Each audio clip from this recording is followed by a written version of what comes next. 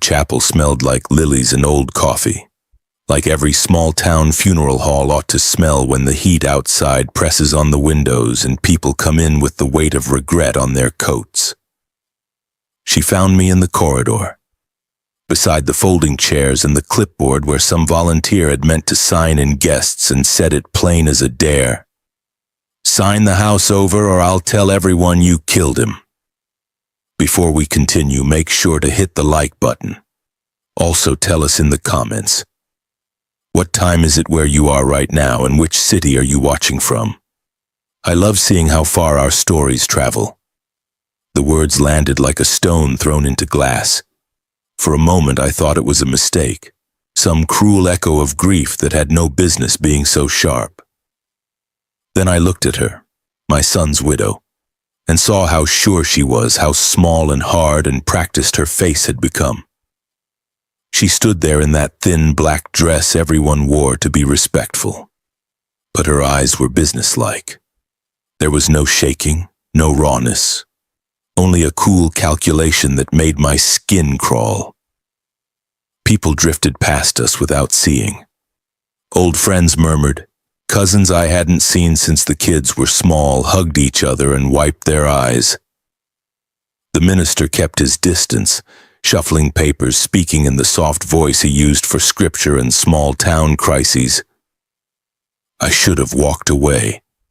I should have let the pall of sorrow hang for a while longer, let that slow, terrible grief be the only thing between me and her.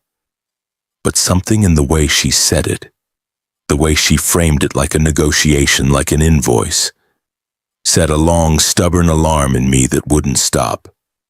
My son's death had been called an accident. That's what the report said. That's what the county said on the Tuesday that the patrol car rolled up in our neighborhood and the lights blinked like distant stars. And I wanted to believe that. I wanted the neatness of an accident, the kind of closed sentence the world sometimes gives you where you can lay a wreath and hang a photo and move on with a slow, aching life.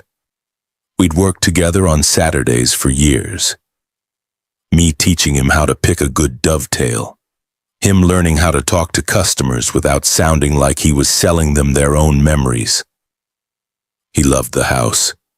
He loved the way the porch light looked at dusk, the way the tiles warmed in the afternoon.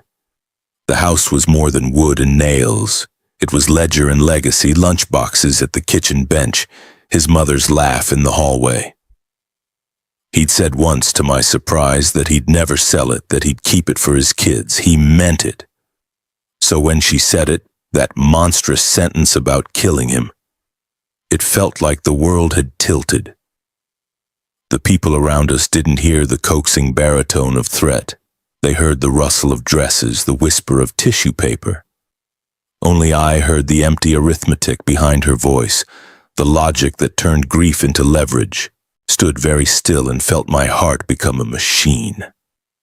Steady, clinical, warm with a heat I was trying to save for harder nights. I remember thinking absurdly about the little things that marked his life. The coffee can in the garage with the lids and screws sorted by size. The scar on his knuckle from a table he sanded himself and cursed afterward. The way he used to whistle off key when he was nervous. These were not metaphors for conspiracy. They were anchors for memory. Grief has a way of bending your mind toward detail. When others offered me their condolences, when they patted my arm and told me he was in a better place, my thoughts kept snapping back to the way her hand had rested casually on the casket lid, like a person feeling for a seam. That night, after the guests had gone and the hall rattled with the sound of folding chairs and the volunteers locked the doors, I sat in my truck in the parking lot and watched headlights braid and unbraid across the asphalt. The desert wind pushed a loose flyer against the window, and the sound of it was a small, precise thing. I thought about the house the way a builder thinks about a foundation. What held it, what shifted, and what might crack if someone put pressure on the wrong beam. There are rules in construction and rules in life, and they're not the same. In a house, you can measure a joist and find a failing beam. In a life, you measure by trust and memory and promises. I started measuring that night, her cost divided by the distances she'd traveled in our lives. The ratio didn't add up. The next morning, I walked the property lines. I wasn't thinking of legalities yet. I was thinking of footprints. The winter grass was brittle under my boots. My son and I had planted the hedge by the drive together. It had grown into a hedge that hid the porch light and held the house to the street. I ran my hand along it and felt the sap, alive and stubborn. It was an instinct the police never seemed to have. A builder's sense that things leave traces. Where there's a trace, there's a story. People talk about the things they lose as if loss is a sudden theft. Sometimes it is. Sometimes it's the slow, clinical erosion of money, of patience, of small kindnesses. But murder, real murder, is a different algebra. It asks other costs.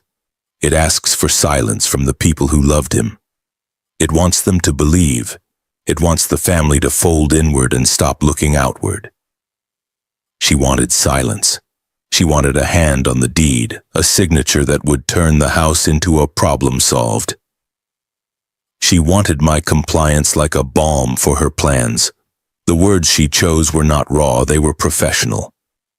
That, more than anything, set my blood cold. You don't threaten a grieving man with an allegation unless you have already calculated a profit. When I went in the house after lunch, the photograph of my wife, her smiling face trapped in glass, caught the light and threw it soft into the hallway. He used to say she had the best laugh in the county. Saying her name now felt like trespassing. I made coffee the way he liked it, too strong, bitter, like the kind of truth you can't swallow easily. I sat at the kitchen table and opened the ledger box. Not because I wanted to get into numbers immediately, but because numbers have a way of cutting through pretense. Receipts for projects, invoices, an old napkin where he'd scribbled interest rates once he'd been thinking about a remodel. Small things. Real things. Things someone who wants to take everything would have to move through. There was a letter on top of the pile I didn't recognize.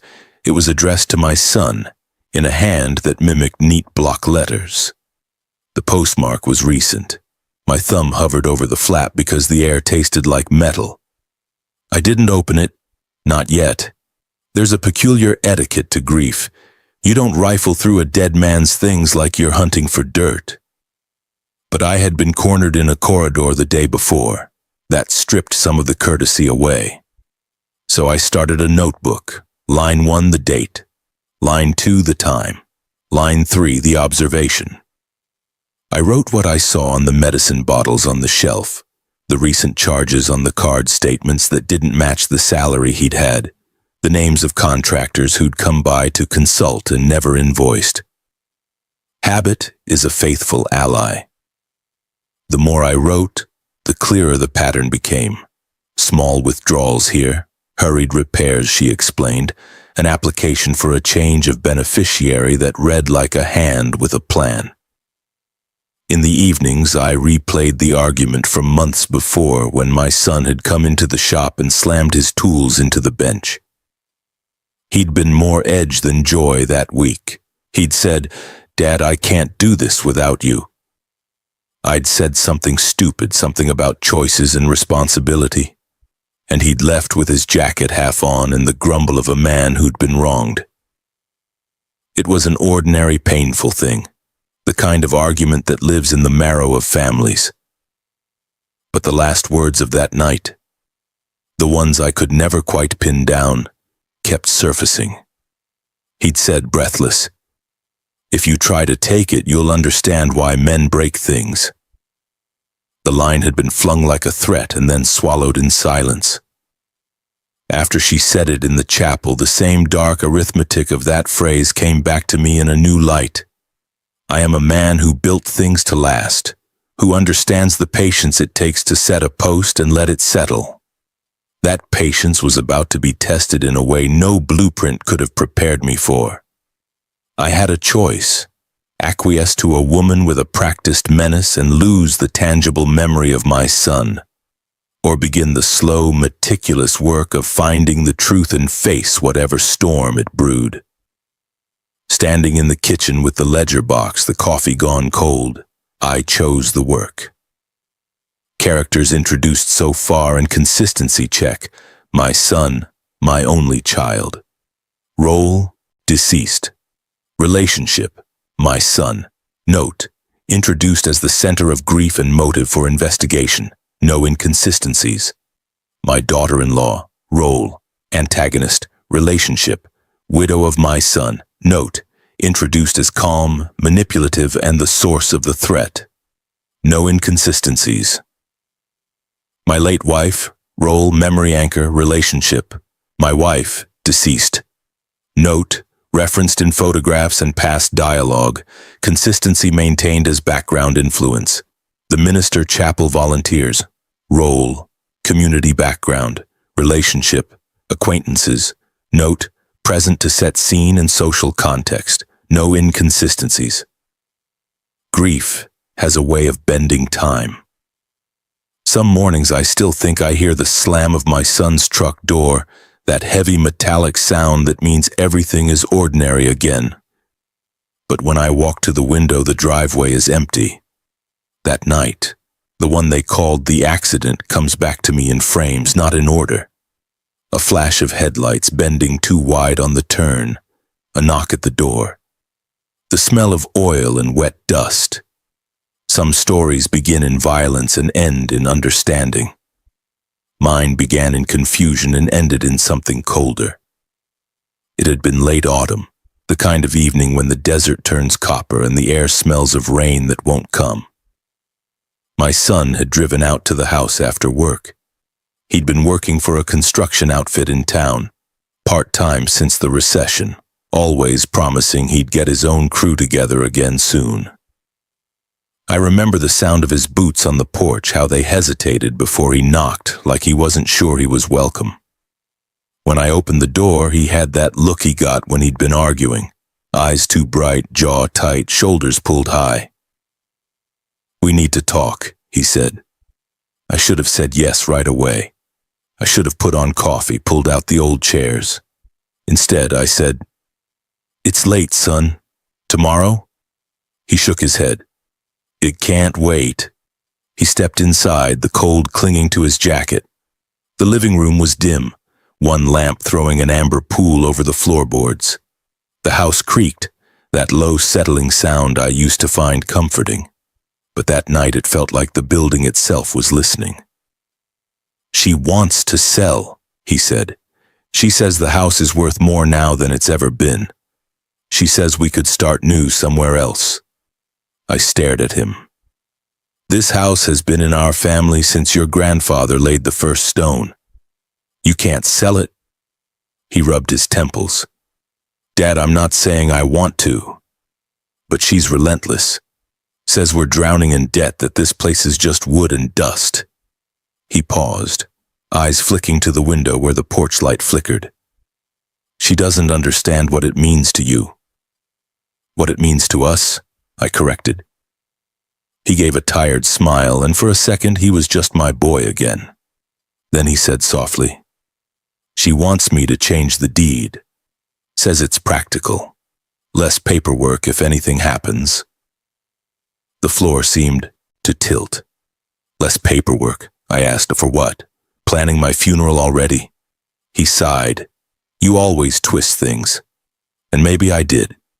Years of dealing with contractors and liars in the field teaches you to smell deceit in every phrase.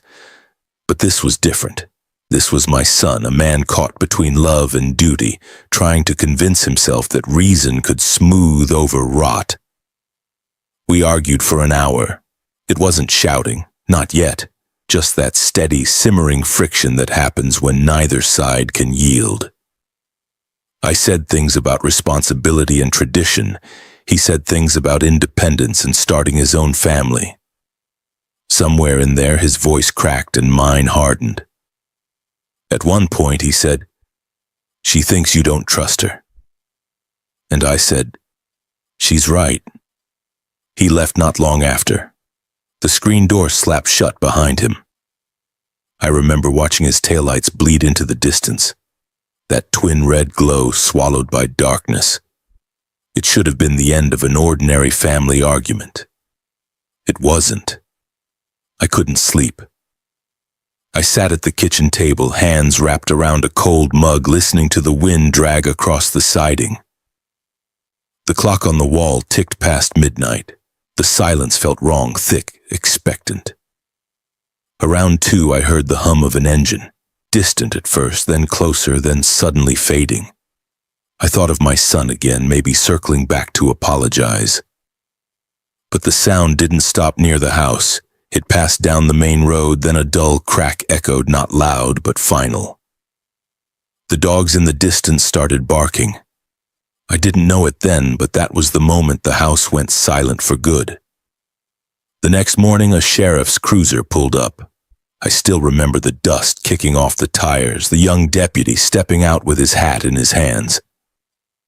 They said words like accident, wet road, no signs of foul play. They said he must have lost control near the canyon turn. I'd driven that road 1,000 times. You don't lose control there unless someone makes you. They let me see him once, at the morgue, and the quiet of that room was worse than any noise I'd ever heard. My hands shook when I signed the release. On the way home, the sky looked like scraped metal, colorless and cold. The house stood waiting, too still. In my mind, I replayed every word of our argument, every pause, every glance toward the door as if he were already halfway gone. Weeks passed in ritual, paperwork, condolences, casseroles left on the porch. My daughter-in-law moved through it all like a woman auditioning for sorrow. She cried at the right times, held hands, thanked people for their kindness, but her eyes never reddened. She never lingered by his tools or his clothes. Instead, she began talking about appraisals, insurance, selling the trucks. She even asked where I kept the title documents. I told her they were locked away. She smiled, that small, knowing smile of someone who's already found the spare key. There were other things, small, mean details that kept me awake. Tire marks that curved too neatly at the bend. A phone call she made at 11:42 p.m. that night, 2 minutes before the crash, to a number listed under a finance company in Tucson. The way she started wearing the emerald earrings he'd bought for their anniversary barely a week after the funeral. The way she said, he was such a dreamer, like it was a flaw. Every house I ever built had a point where the framing either held or failed. You could see it in the angle of the beams, the way the light came through the cracks. Standing in my son's old bedroom, I realized our family's framing had failed long before the crash. I'd been too proud to see the rot. The last clear memory I have of that night is something I didn't understand until later. Around dusk, before the argument reached its peak, I'd stepped outside to cool off. From the porch, I saw her car parked down the road, lights off, waiting. She told me later she'd gone to her sister's that evening, but no one drives to their sister's and waits in the dark with the engine idling. Now, months later, that memory won't let go. The car, the silence, the smell of rain that never fell. If I close my eyes, I can still see the faint shimmer of her headlights when she turned the corner, driving slow, careful, like someone making sure the road was clear. The house still holds the echo of that argument. I hear it sometimes when the wind presses against the shutters, his voice saying, "You always think you know better," and mine answering, "Because I do." Maybe that's what guilt sounds like, the hum of words you'd trade anything to unsay. But guilt isn't the same as doubt. Doubt asks questions, guilt answers them too late. That's when I started thinking about what she'd said at the funeral. Sign the house over. It wasn't about grief, it was about closure.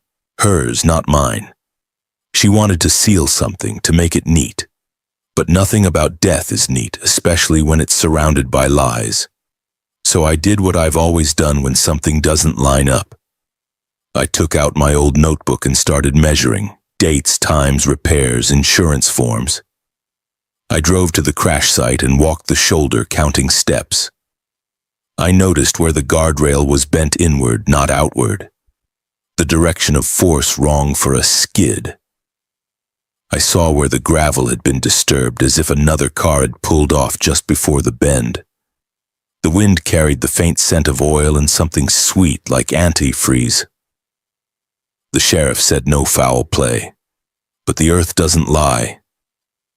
It holds the shape of truth longer than men do. By the time I got back to the house, the sun was sinking. I stood on the porch and looked at the horizon, at the land my father had worked, the soil my son had bled into from scraped hands and blisters. The light turned the windows amber, and for a moment it looked like someone was inside, moving.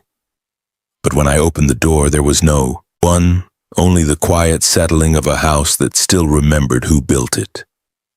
That's when I knew. Whatever had happened that night, whatever she was hiding, it had started long before the crash.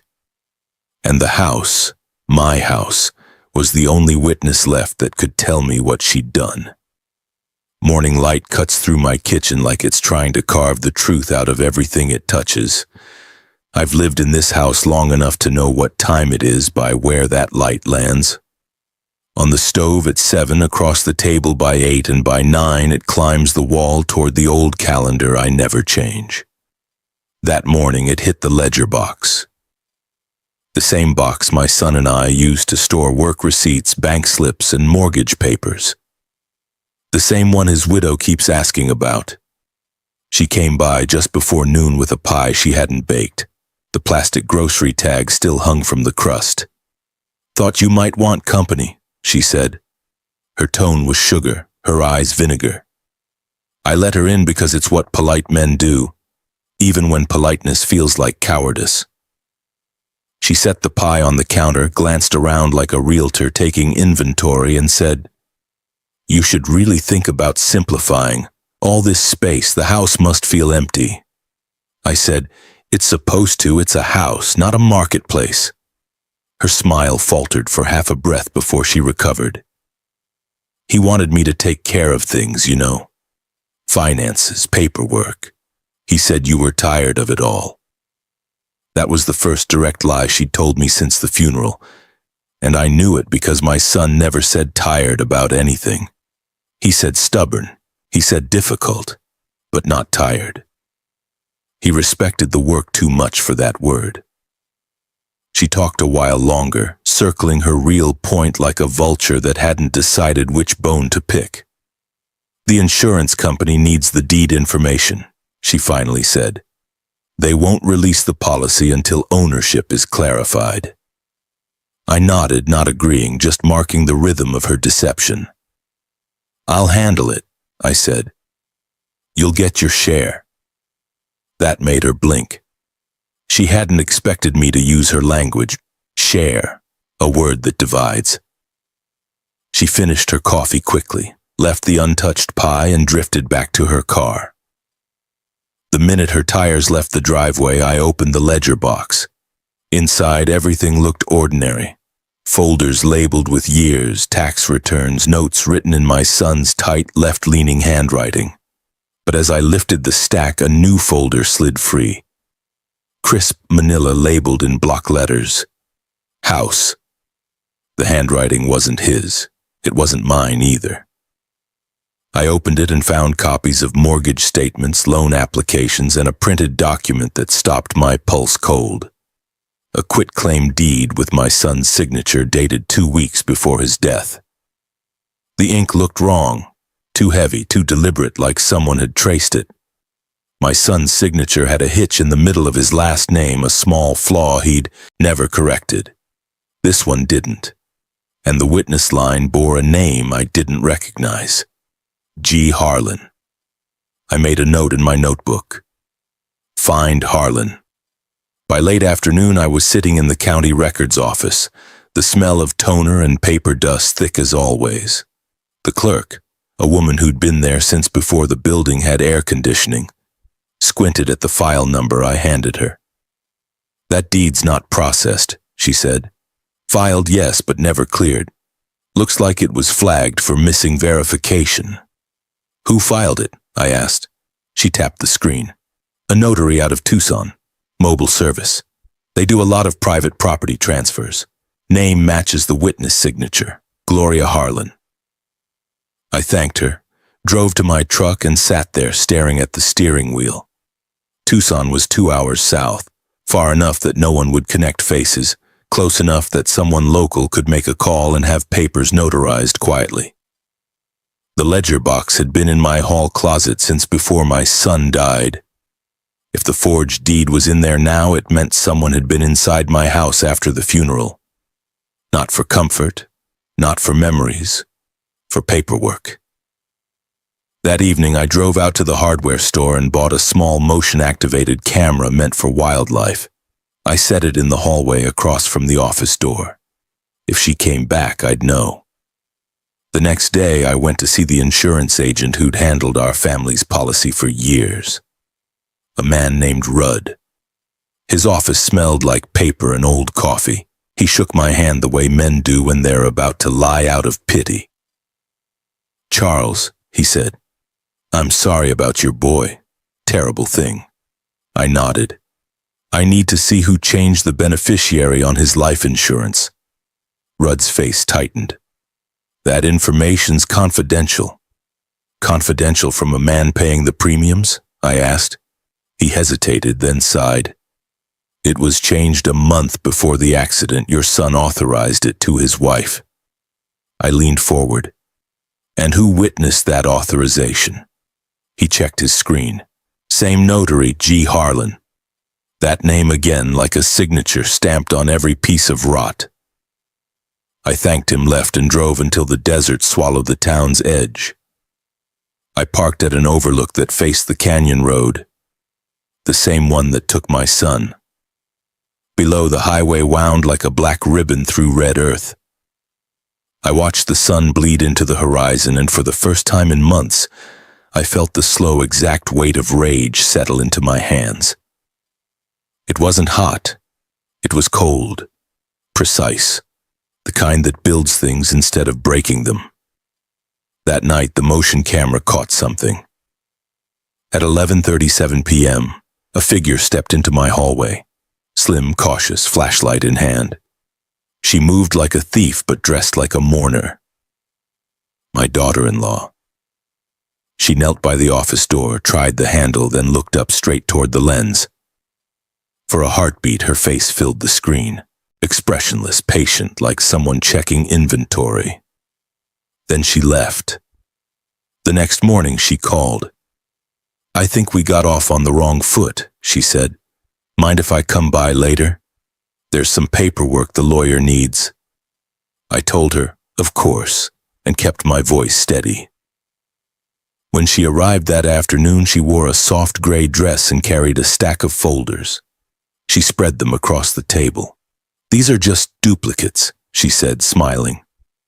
"For taxes and such." I glanced through them. Her handwriting peppered the margins. Notes about square footage, resale value, estimated market increase. At the bottom of one page in faint pencil, I saw a line that wasn't hers or mine. "He'll sign when he's tired enough." I folded the papers neatly, slid them back across the table, and said, "You've done your homework." She laughed lightly.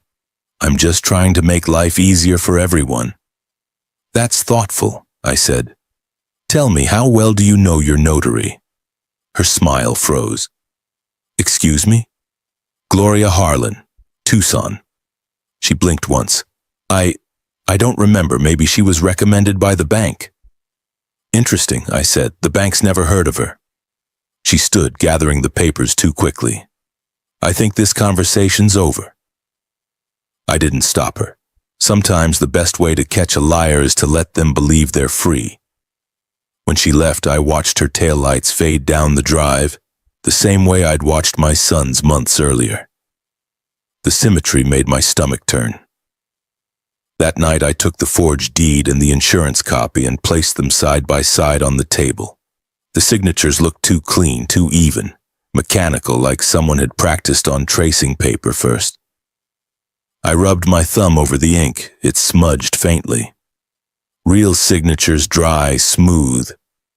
This one bled slightly like cheap printer toner. It wasn't ink, it was printed.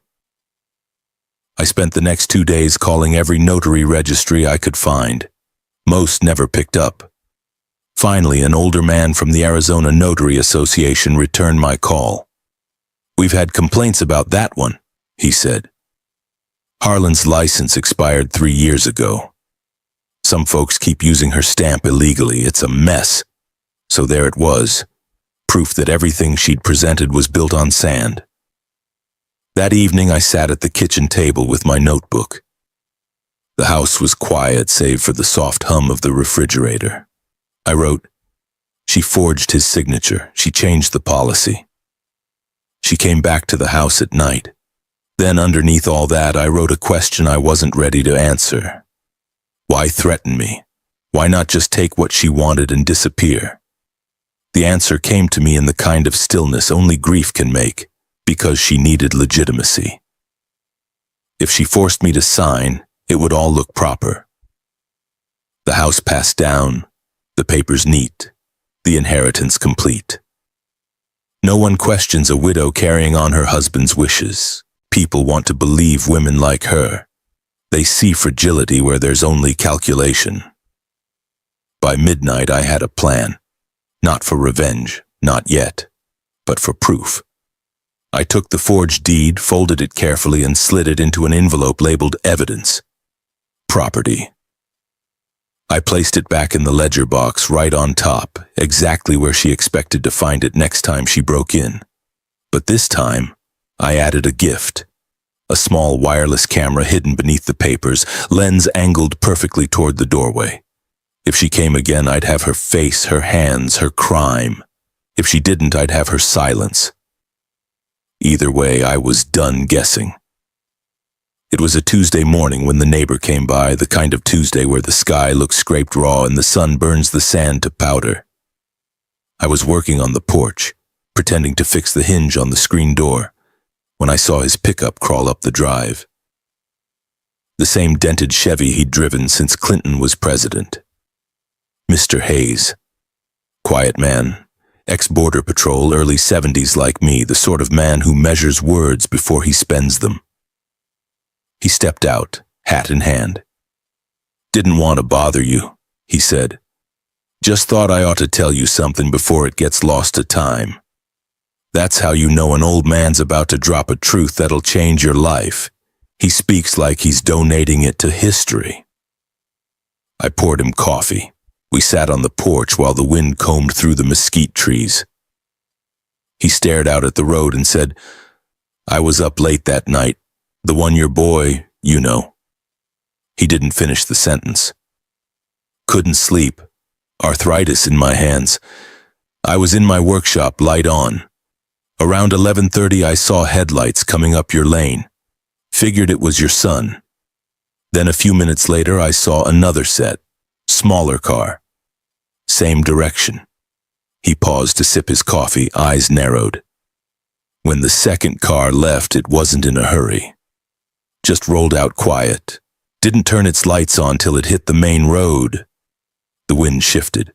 The sound of the screen door creaking felt suddenly too loud. "You sure about the time?" I asked. He nodded.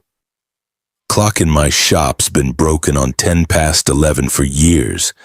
I always check my watch to make sure I'm not losing it. I remember because the watch read 11:37. My stomach turned. That was the same time the phone record showed her call to Tucson. The one she said was to a friend. "Did you tell the sheriff any of this?" I asked. He shook his head. "Didn't think it mattered.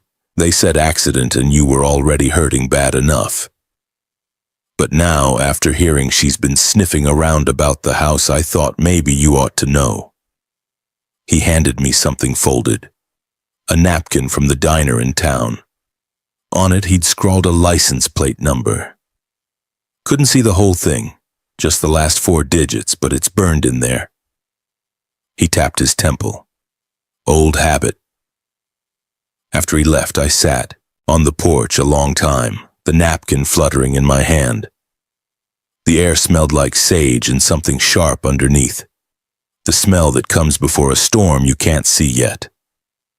I went inside, opened my notebook, and wrote 11:37 p.m. Second car, 4 digits, Tucson plate. That afternoon I drove into town. The sheriff's department sits between the post office and the diner, same as always. The deputy behind the desk wasn't the one from the accident. New kid, barely 30. I told him I needed to see the accident report again. He handed me a copy after a few minutes of tapping on his keyboard. I thanked him, then asked, "Any record of another vehicle on that stretch of road that night?" He shrugged. "Nope, clean report, just your son. Weather clear. No skid marks consistent with collision." I left before my temper found its footing. Out in the truck, I spread the report on the steering wheel and stared at the photos.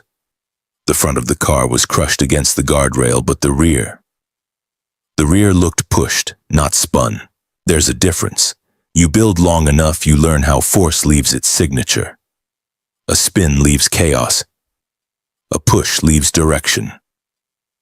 I took the napkin to a friend in town. Kenny runs the auto shop. He's got a cousin at DMV who owes him more favors than he can count. "Run this," I said, quietly. He looked at the numbers, whistled. "Tucson plate, give me a day." While I waited, I turned back to the ledger box. Something about the forged deed still gnawed at me. The notary's name, the pattern of the pen strokes. I laid a magnifying glass over the signature. The letters weren't pressed into the paper. They floated on top, glossy under the light, printed. Inkjet. The kind of forgery a lazy thief makes when she thinks old men don't know the difference. I set the magnifying glass down and noticed a faint impression beneath the page, like someone had signed something else on top of it. I shaded over the area with a pencil, the way kids do with coins. Slowly, a few words appeared. Draft 2, final version pending approval. Approval from who? That's when the phone rang. Kenny. "Got your plate. Belongs to a black sedan registered to a Gloria Harlan. Tucson." The notary. My pulse hit the back of my throat. "You sure?" "Yep.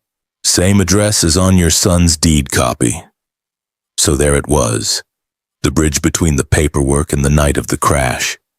She hadn't just signed off on fake documents. She'd been here. She'd driven that road. I spent the rest of the evening pacing the hallway, the floorboards creaking under the weight of my thoughts. Around midnight, I poured a drink, sat in the dark, and turned on my old tape recorder.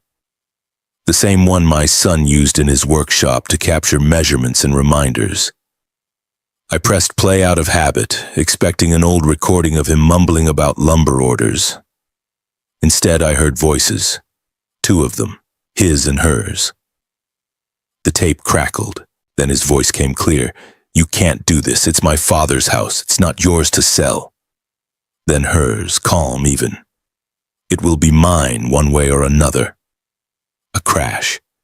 Maybe a chair knocked over, then his voice again, closer to the microphone now. "Get out." Then silence. I froze. My son's workshop was detached from the house, a small structure behind the garden. He must have left the recorder running during their fight. I rewound, played it again, this time slower. At the very end, barely audible, she said something I'd missed the first time. I turned the volume up until the speaker hissed. Her voice whispered, "You'll regret this drive." The recording clicked off. I sat there for a long time, listening to the wind push against the windows. The line repeated in my head until it didn't sound like words anymore. Just a kind of promise. She knew what was going to happen that night. Maybe she'd even arranged it. The next morning, I took the recorder to a friend of mine who runs a repair shop for old electronics. He cleaned it up, transferred the audio to a file. "You could take this to the sheriff," he said. "Not yet," I told him. "Not till I've got the rest." That afternoon I walked over to Mr. Hayes's again, brought him a pie as thanks. He looked at me like he already knew I'd found something. "You gonna do something with what I told you?" he asked. "I'm gonna finish what he started," I said. Hayes nodded slowly. "Then you'd better be careful. Folks who make threats like she did, they don't stop at talk." He was right, because that night she came again. I heard her before I saw her, the crunch of gravel under careful feet. The motion camera clicked on, recording the hallway as the front door creaked open. I stood in the kitchen, lights off, heart steady. She moved down the hall, same flashlight, same slow steps. She went straight to the ledger box, lifted the lid. My trap sat waiting, the fake evidence envelope with the camera hidden beneath. She pulled out the forged deed, unfolded it, and whispered, "Finally." Then she said something else, something that changed everything. "Gloria, it's done," she whispered into her phone. "He'll never know." The call connected, faint voice answering on the other end. I couldn't make out the words, but I caught two names, insurance and transfer. She put the papers back, closed the box, and left. When I played the footage back later, the timestamp read 11:37 p.m., the exact moment Hayes had seen that second car months ago. Patterns don't lie. People do. Now I had her on video, audio, and in memory, but evidence means nothing if no one hears it, and I wasn't sure who I could trust. The house felt different that night, not haunted exactly, just awake, like it had finally chosen a side. I poured another cup of coffee, sat at the kitchen table, and whispered into the dark, "You'll regret this. Drive." I wasn't talking to her anymore. I was talking to myself, because I knew what I had to do next. There's a kind of stillness that only comes before you choose to do something that might ruin what's left of your life. That stillness hung in the house the next evening. Not silence exactly, but a hush that made even the refrigerator hum sound like a heartbeat. I sat at the kitchen table, notebook open, recorder beside me, coffee going cold. The plan had taken shape over 3 sleepless nights, built the same way I'd build a staircase. Measure twice, cut once, and pray you don't miscalculate the drop. I wasn't interested in revenge. Not yet. I wanted truth. And truth, I've learned, doesn't come easy. You have to coax it out, make it feel safe enough to reveal itself. So I decided to give her what she wanted, a stage. I called her that morning. "You win," I said. My voice didn't even sound like mine. "Come by tonight, we'll sign the house over, get it done proper." There was a pause, then the sound of her exhale, careful and satisfied. "That's a wise decision," she said. "I'll bring the documents." After the call, I sat there a long time listening to the old clock tick. The last time I'd heard that tone in her voice, my son was still alive. By late afternoon, I'd turned the living room into a kind of set. The coffee table cleared, 2 glasses of wine, my late wife's favorite bottle of Merlot opened and breathing, a small, deliberate irony. The hidden recorder was wired beneath the table, connected to my laptop in the other room. The camera from the hallway was repositioned on a bookshelf behind a vase of dried roses. I even lit a candle. People tell the truth best when they feel safe, when they think they've already won. The sun sank behind the mesquite trees and the sky went the color of rust. When her car rolled into the drive, the headlights washed across the window. I saw her silhouette step out, coat draped just so, folder clutched tight. Her footsteps clicked on the porch like a metronome. She smiled when I opened the door. "You look tired," she said. "I am," I told her. "Grief takes it out of a man." She nodded sympathetically, that counterfeit empathy she wore like perfume. "You're doing the right thing, you know. It's what he would have wanted." I motioned her toward the table. Let's just get it done." She spread the papers out neat as a lawyer. Her pen gleamed silver. I let her talk, let her fill the air with explanations about transfer of title, maintenance costs, future renovations. Words meant to make theft sound like responsibility. Her hand hovered above the signature line. "You'll just sign here," she said softly, "and everything can start to heal." I didn't pick up the pen yet. "You sure this makes it official?" "Absolutely," she said, smiling. "Once it's notarized, it's done." That word again, notarized, like a thread stitching through every lie she'd told. I signed slowly, my hand steady. The paper absorbed the ink, my name curling across the line. I looked up at her and said, "Your turn." She blinked, confused.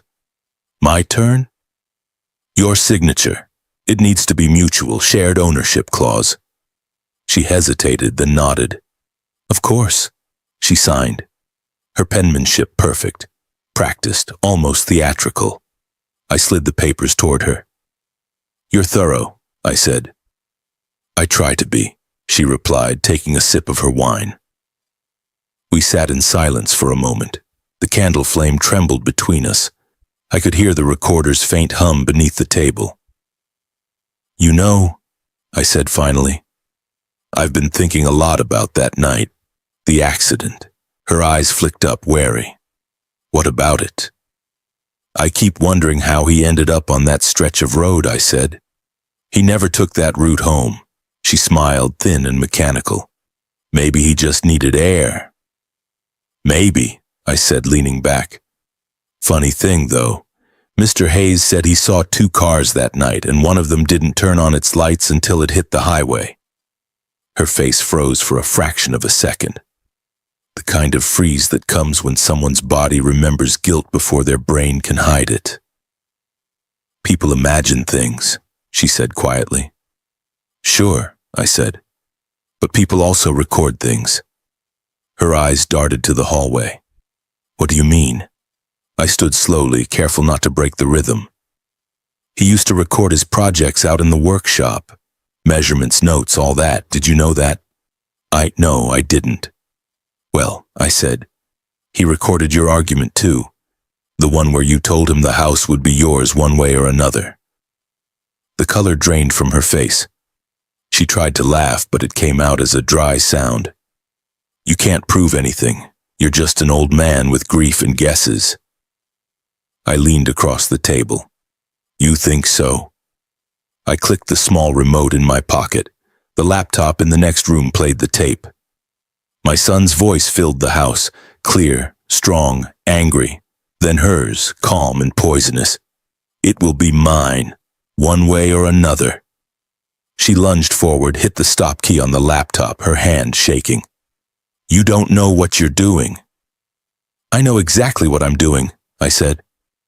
"I'm giving you a chance to tell the truth before the sheriff hears it." She stood, backing away, her voice rising.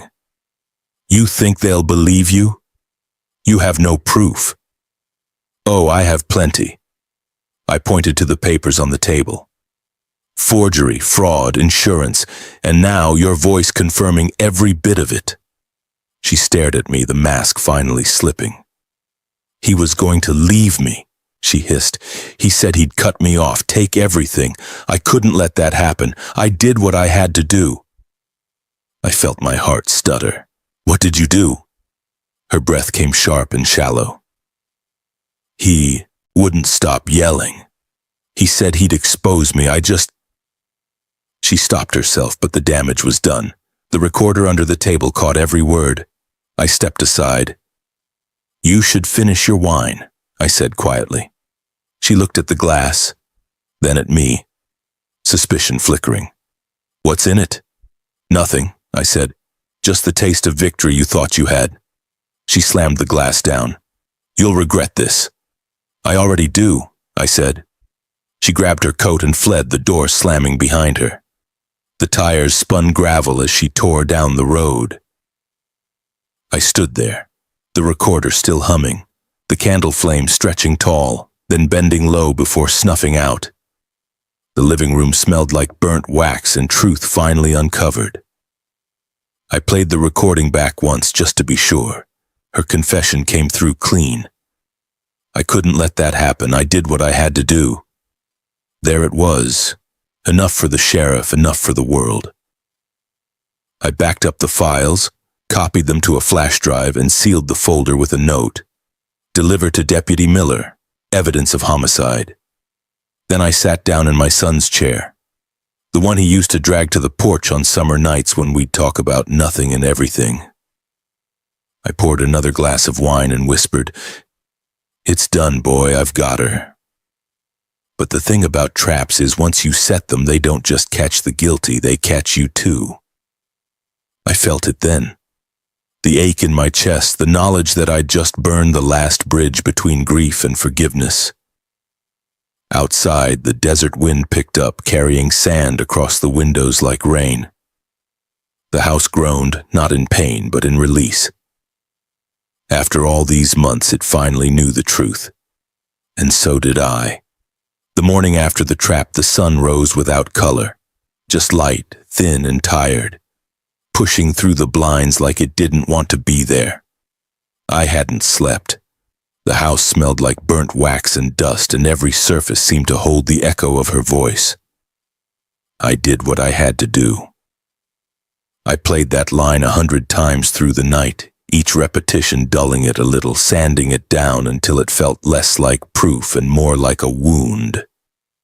By dawn, I'd made my decision. I copied the audio file onto 2 drives, one for the sheriff, one for myself. I sealed the envelope, wrote evidence, homicide, confidential in block letters, and drove to the station just as the clerk was unlocking the doors.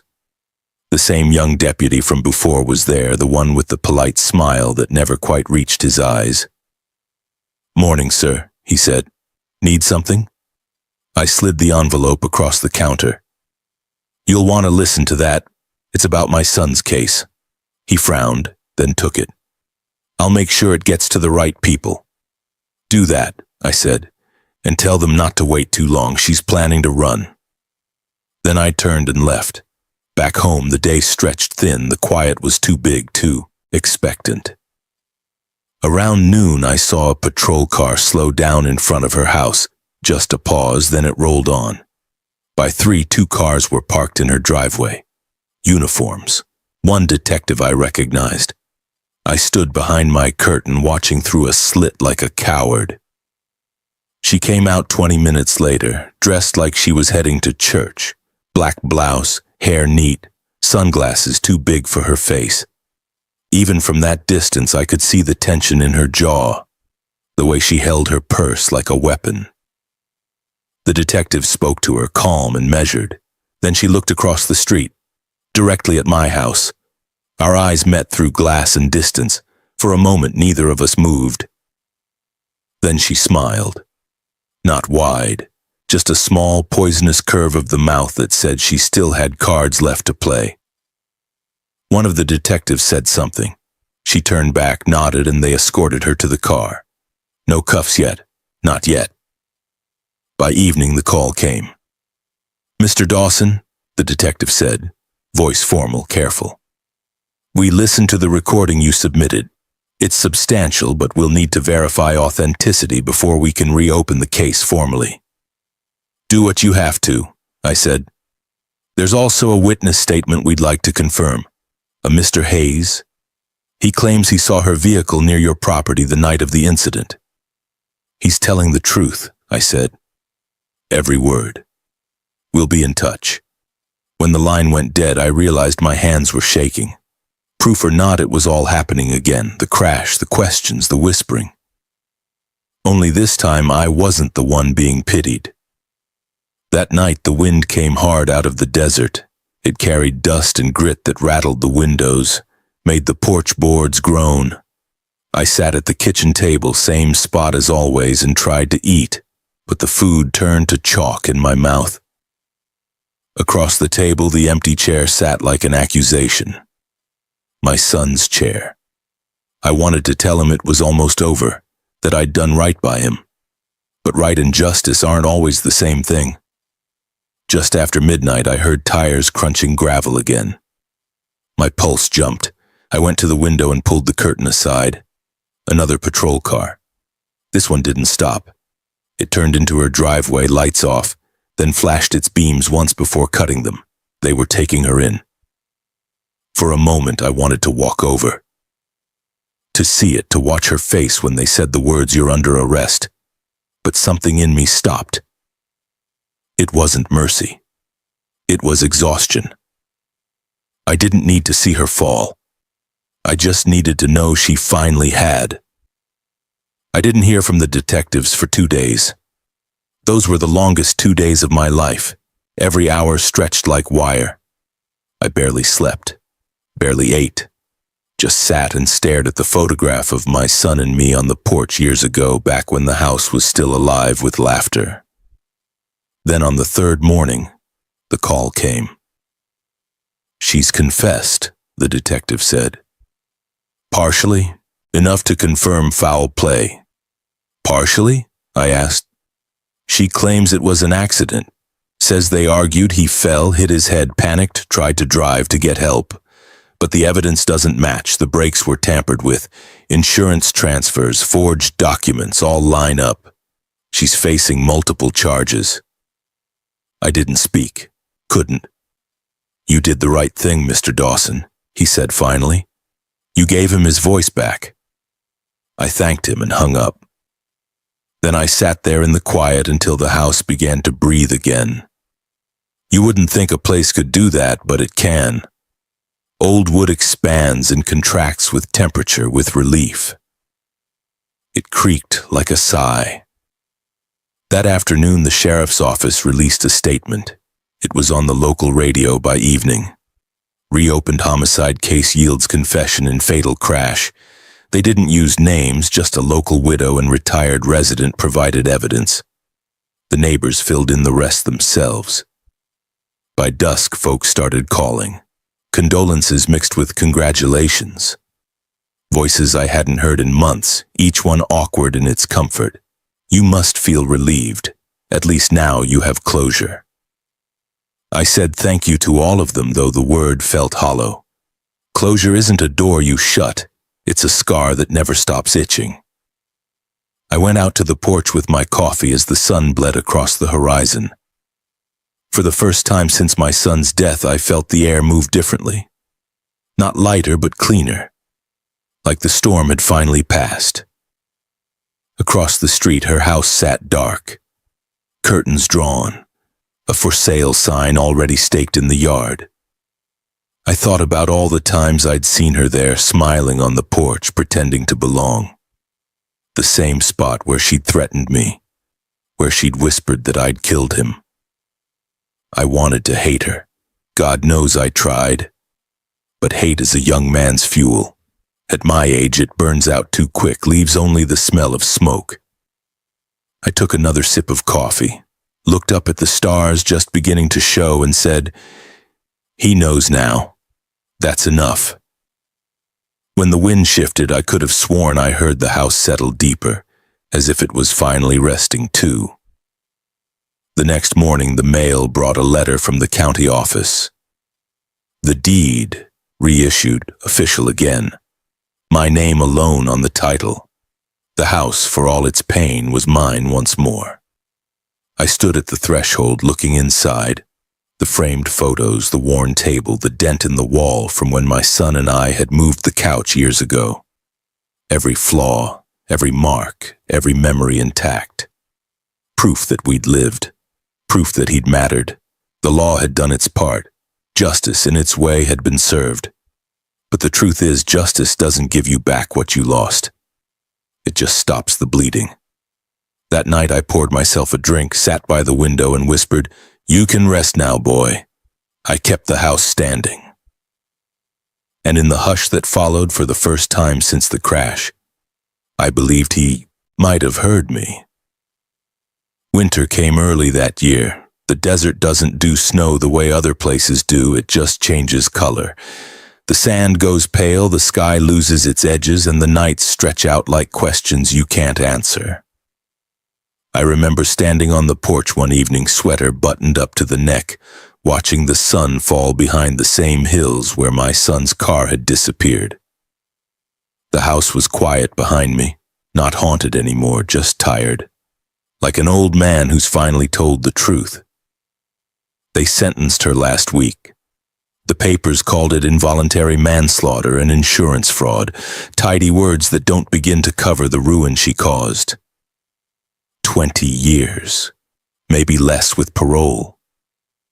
I didn't go to the trial. I didn't need to hear her speak again, to see that empty confidence in her eyes. The sheriff said she didn't look at the jury once. When they read the verdict, she sat perfectly still, like a statue cracking from the inside. I thought it would feel like victory. It didn't. It just felt quiet. After the trial, people came by, neighbors who'd avoided me for months, men from the church who wanted to shake my hand and say, "You did the right thing." They meant well, but I could see it in their eyes. Curiosity, maybe even a touch of fear. The kind of fear you get when you realize the world you live in is smaller and meaner than you thought. That night, after everyone left, I poured a drink and sat in the living room, same spot where I'd set the trap. The candle stains were still on the table. I left them there on purpose, reminders that truth burns. I thought about all the ways this story could have gone differently. If I'd listened more, if he'd walked away sooner, if she'd been someone else entirely. But the past isn't clay. You can't shape it once it hardens. There's a photograph on the mantel, the last one we took together. My son standing by the porch, arm around me, the house behind us. He's smiling, that half smile that used to drive his mother crazy. Every time I look at that picture, I notice something new. The faint smudge of paint on his jeans, the way his eyes look just a little tired. It's strange how the dead keep teaching you after they're gone. The night after her conviction, I drove out to the crash site. The county had replaced the guardrail, but I could still see the scar in the earth where the car hit. I parked a few feet back, turned off the engine and sat there with the window down. The wind was cold, carrying that dry metallic smell of rock and sage. Somewhere out there, a coyote yipped, one long note that sounded more like mourning than hunger. I brought a new wooden cross I'd made in the shop. Sanded, smooth, simple. I planted it where the ground dipped, next to the old one that had weathered nearly to splinters. For a while I just stood there listening to the wind. "I told you I'd keep the house standing," I said quietly. And I did. My voice cracked on the last word. I didn't cry, not exactly. I just let the air do the work, let it pull the weight off my chest for a while. Driving back, I thought about what truth costs. People like to say truth sets you free, maybe for some.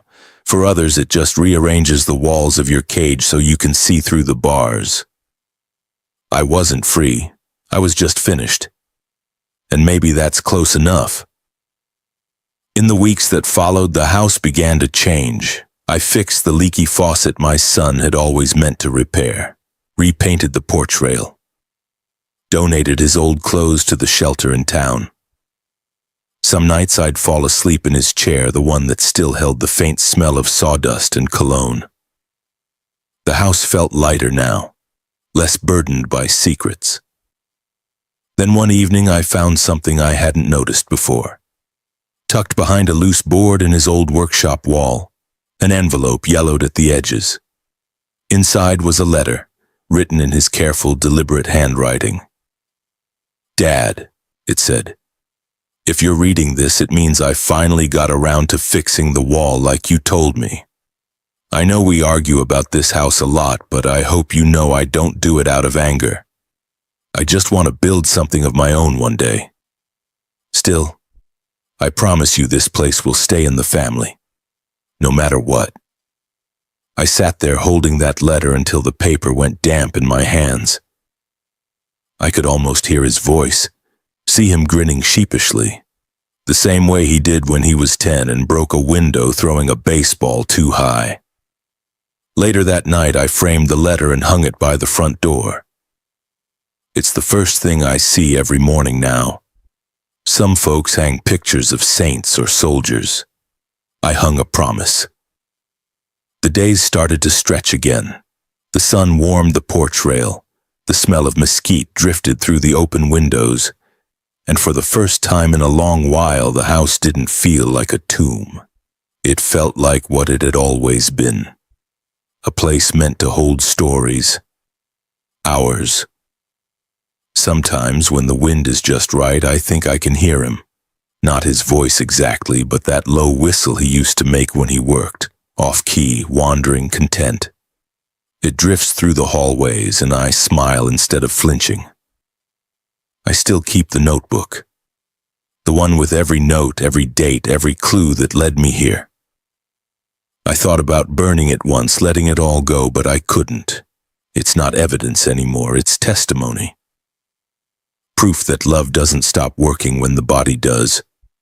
The truth is, I didn't just catch her, I caught myself too, and caught the part of me that thought I could live without forgiveness. But forgiveness isn't for them. It's for you. It's the only thing that lets you keep walking once the story's over. So this is the real story. A father, a son, a house that refused to lie, and a woman who thought she could turn grief into profit. She failed. But in the end, it wasn't justice that saved me, it was memory. The stubborn kind that keeps hammering even when the world tells you to stop.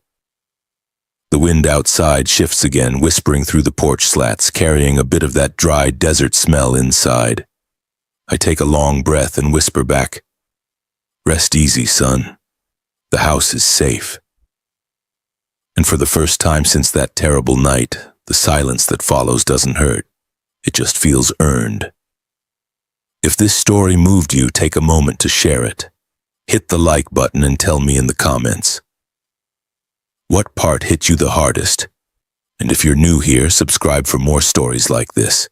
Tales of truth, redemption, and the kind of justice time can't erase. Until next time, take care of your home and the memories it holds.